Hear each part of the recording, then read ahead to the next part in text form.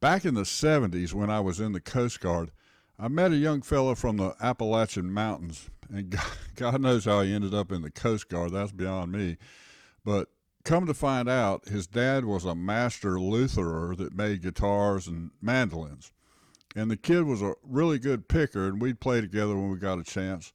And back then, I really sucked, and to be honest, I still do. But he'd take the time to show me a few licks and such. And one thing he showed me that has stuck with me for the last 40 years or more is what he called the guitar maker's knot. And I'd grown up on the coast fishing all the time and knew about the fisherman's knot, but had never heard of the guitar maker's knot. And they certainly didn't teach it in seamanship class in boot camp. But it's used to secure a string to the peg end of a guitar. And I've always just run the string through the hole and started winding it up, not really paying any attention to how it ended. And as you'd expect, I was constantly having to tune my guitar. Well, this kid showed me how his dad strung guitars, and it's really helped me out all these years. My guitars stay in tune and the strings never slip, so stick around and I'll show you the Appalachian guitar maker's knot.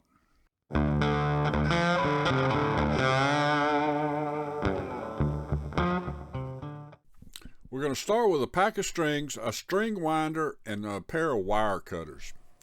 And then we're going to go to the bridge of the guitar with the little notch in the string winder. We're going to pop the pin out, just like that.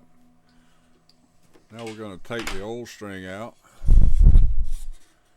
We're going to take the end of the string with the little O-ring on it, stick it down in the hole, push it down, and then push our peg in while we're pulling on the string, and then seat that peg real good. All right, now we got our peg up on the headstock, and we've got the hole in line with the fretboard, and we're just going to slide the string through,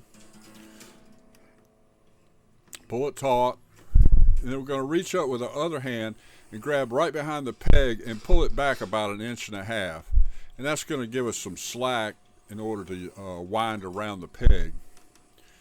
And then at this point, we're going to pull the string towards the inside of the headstock, around the peg, and back underneath the string.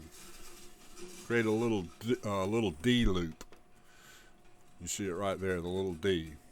Now we want to pull the string tight around the peg and then pull the string up.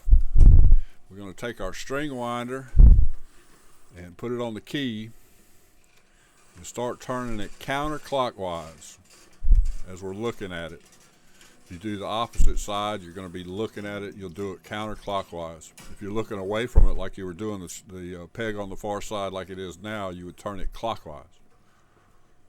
But right now, we got the peg on the left-hand side of the stock, and we're turning it counterclockwise. And we're using our index finger to hold the string down so that it winds from the top down.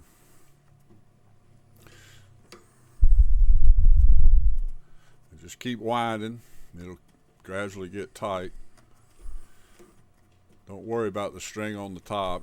It's gonna the string will wind over top of itself and create a little locking action. There it is, getting taut. See how it's wound over top of itself and locked the string in place. Alright, we've got tension on it. We're going to pull the string up and get our wire cutters. And we're going to cut right at the top of the peg below the dome. The dome will keep us from pricking our finger when we go to reach up there. So cut it real close, right there, right at the edge of the dome and the peg.